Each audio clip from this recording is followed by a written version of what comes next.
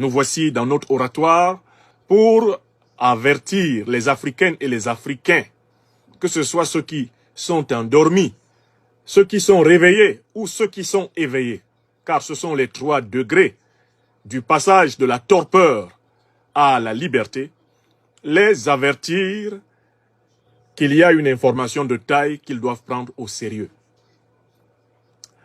Vous le savez sans doute. Depuis 6 siècles, l'Afrique a été l'objet de stratégies de prédation immenses. La première grande prédation, notamment à partir des 16e, 17e siècles, a consisté à voler près de 100 millions d'êtres humains au continent africain pour les utiliser de force comme main-d'œuvre en Europe, en Amérique et quelques siècles avant, le même vol d'êtres humains africains, le rapt négrier, avait été perpétré vers l'Orient et le Moyen-Orient. Non content d'avoir saigné le continent natal de l'homme d'une centaine de millions, voire plus, selon certaines investigations d'êtres humains, dont beaucoup moururent, et pendant la traversée et pendant les corvées et les massacres inhumains, les mêmes puissances s'organisèrent pour la razzia, la barbarie, les génocides, les déportations, les exportations coloniales contre le peuple africain. On vint imposer aux Africaines et aux Africains l'esclavage sur leur propre sol. Et c'est ce qu'on appelle la colonisation. En 1884-85, à Berlin, en effet, les grandes puissances occidentales se partagèrent l'Afrique sans les Africains, maintenant ainsi leur détermination à faire de ce continent un simple faire-valoir, un continent de vassaux, de subalternes, un continent d'êtres inférieurs, chargés de participer au pillage de leurs ressources et d'abandonner leurs traditions, abandonner leur religion, abandonner leur langue, abandonner la mémoire historique glorieuse de leurs ancêtres et de leur civilisation pour rejoindre le grand capitalisme occidental, rejoindre l'impérium occidental et ses vassaux à travers le monde. Les Africains, une fois de plus, comme pour l'esclavage, résistèrent partout sur la terre. Cela donna un timide processus de décolonisation qui n'est toujours pas achevé, puisqu'on est toujours aujourd'hui dans une Afrique encerclée militairement par des puissances anciennement coloniales et négrières. On est toujours dans une Afrique dominée économiquement, dont les échanges économiques sont sous le contrôle du dollar, de l'euro et encore plus violemment du franc CFA, monnaie coloniale. On est encore aujourd'hui dans une Afrique dont plusieurs pays sont dirigés par des vassaux, des valets du colonialisme, du néocolonialisme, de l'impérialisme, du racisme anti-africain imposé par les puissances qui depuis 6 siècles organisent la barbarie chez nous, au continent natal de l'homme. Les mêmes manœuvriers, à savoir donc les terroristes négriers, les terroristes colonialistes, les terroristes néocolonialistes, les terroristes impérialistes, en dernière date, ont trouvé une parade pour continuer leur œuvre. Cette parade a consisté à inventer un terrorisme religieux de façade qu'ils ont appelé le djihadisme et qui n'était en réalité qu'un phénomène avant-coureur du nouveau projet de recolonisation militaire, économique, politique, recolonisation culturelle du continent. En fait, un projet pour achever à tout jamais l'espérance d'une renaissance africaine. Les 2 organisations terroristes qui ont été chargées en tant que pionnières d'attaquer l'Afrique en 2010-2011 ont commencé leurs opérations en Libye pour détruire la Libye qui était le bouclier entre l'Occident, l'Orient et l'Afrique noire. La Libye du guide Muammar el-Kadhafi, pays au niveau de vie le plus élevé de la terre, du vivant du président Kadhafi, l'organisation du traité de l'Atlantique Nord a ouvertement agi en pleine intelligence avec Al-Qaïda et l'État islamique. Deux organisations terroristes créées au Moyen-Orient avec la bénédiction des renseignements généraux, précisément de l'OTAN. Oui, l'acte de naissance d'Al-Qaïda remonte aux années 80, lorsque pour combattre le communisme soviétique en Afghanistan, les services américains fomentent la création d'une organisation qui, sous couvert de restaurer la religion, sera chargée de combattre les soviétiques en leur nom en Afghanistan. Elle s'appelle Al-Qaïda. De la même façon, on sait que l'organisation de l'État islamique a été élaborée en parfaite intelligence avec les principaux renseignements généraux de l'OTAN au Moyen-Orient, où elle bénéficie depuis très longtemps de la couverture des plus grands alliés de l'OTAN au Moyen-Orient. À l'instant où je vous parle, les plus grands dirigeants d'Al-Qaïda et de l'État islamique vivent librement dans les hôtels 5 étoiles des satellites de l'OTAN au Moyen-Orient. Je recommence. À l'heure où je vous parle, les principaux dirigeants d'Al-Qaïda et de l'État islamique vivent librement dans des hôtels 5 étoiles des États satellites de l'OTAN au Moyen-Orient. Donc, l'information scientifique américaine, européenne et africaine établit que ces deux organisations terroristes sont en réalité des adjuvants de l'impérialisme moyen-oriental et occidental dans le monde. Pour cela, il est important de rappeler les preuves, car vous êtes dans une émission qui est animée par un homme que les Africains appellent le docteur des preuves. Quelques preuves récentes. Tout le monde a vu Al-Qaïda prendre le pouvoir en Afghanistan. Et les négociations pour que Al-Qaïda reprenne le pouvoir en Afghanistan ont eu lieu avec les dirigeants américains au Qatar, où résident et résidaient les dirigeants d'Al-Qaïda qui ont repris le pouvoir en Afghanistan sous le nom de talibans. Tout le monde a vu ça, oui ou non? Tout le monde est au courant de nombreux procès, comme par exemple le procès du cimentier français Lafarge à Paris, lequel a été pris la main dans le sac en train de financer l'État islamique. L'État islamique qui a détruit l'Irak, qui a détruit la Syrie, mais dont on a démontré dans des procès à Paris qu'il était entre autres financé par le premier grand groupe cimentier du monde, le groupe Lafarge, une grande multinationale française. Ça fait deux preuves. On continue.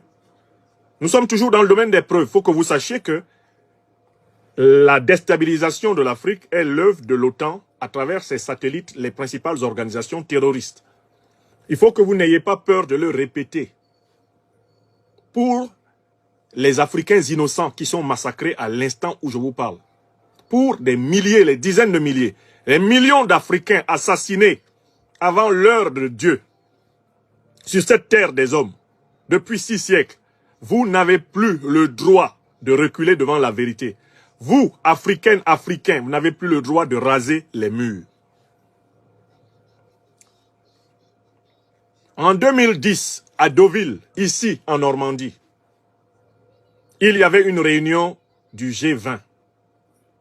Lors de cette réunion, celui qui était alors le président de la République du Niger, Mahamadou Issoufou, participait en la présence du président américain d'alors, Barack Obama, à une concertation. Lors de cette concertation, Mahamadou Issoufou, venant d'apprendre que l'OTAN, organisation du traité de l'Atlantique Nord, se préparait à attaquer la Libye, à la bombarder et à détruire, Mahamadou Issoufou, qui est toujours vivant au Niger, donna le témoignage suivant. Et il prit la parole publiquement.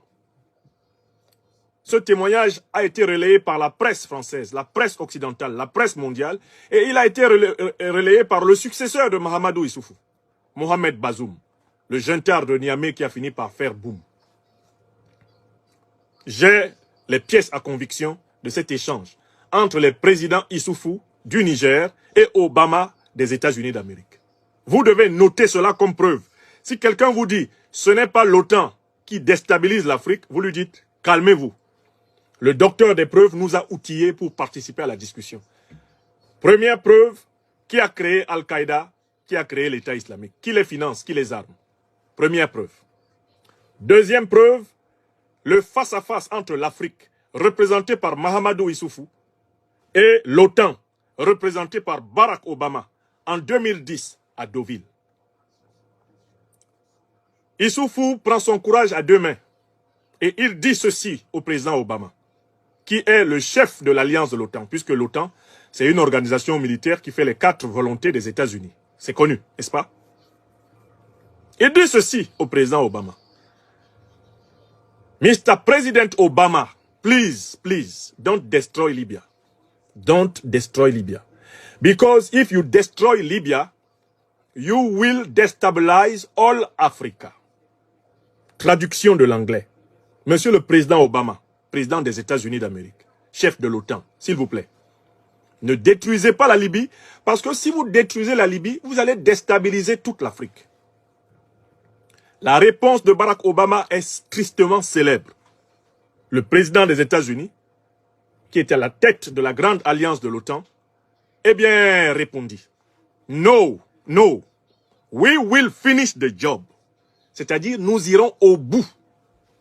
Pas question, nous irons au bout de notre travail.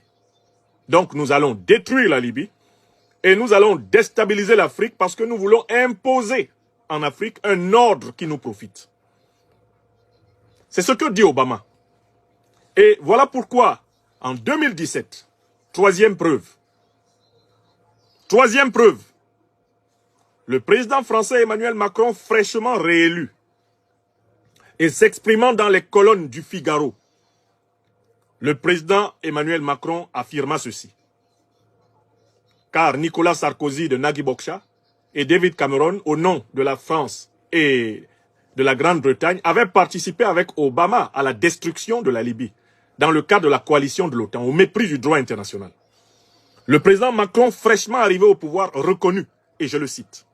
Là encore, j'ai les preuves. J'ai même tiré un exemplaire du journal, pour des fois qu'un juge français me convoquerait pour rendre compte des preuves que l'OTAN est l'organisation qui agresse l'Afrique. Je citerai le président Macron, selon la méthode du manger le piment dans leur propre bouche. Le président Macron dit, nous, parlant là des élites politiques françaises, de l'État, du gouvernement français, il dit, nous avons eu tort de faire la guerre contre la Libye, car il en a résulté partout des États sahéliens faillis et des groupes terroristes qui prospèrent. Je recommence presque de mémoire toujours la citation du président Emmanuel Macron dans le journal Le Figaro de juin 2017.